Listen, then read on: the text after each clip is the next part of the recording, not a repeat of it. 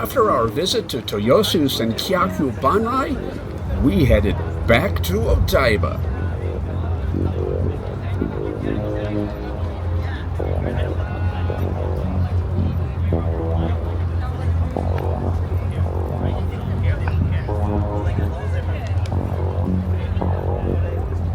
Last time I was here back in 2023, we visited Diver City to see the giant Unicorn Gundam and also find a geocache near it. Today we're coming back here to visit the giant Unicorn Gundam because it is now a virtual cache.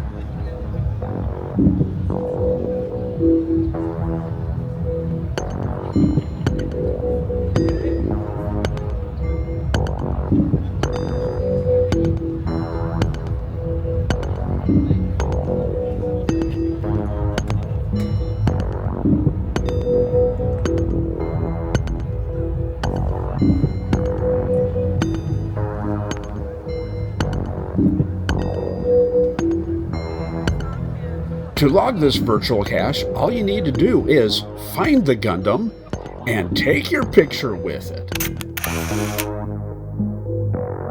Which is what we did. Another cache found here at the Diver City Unicorn Gundam.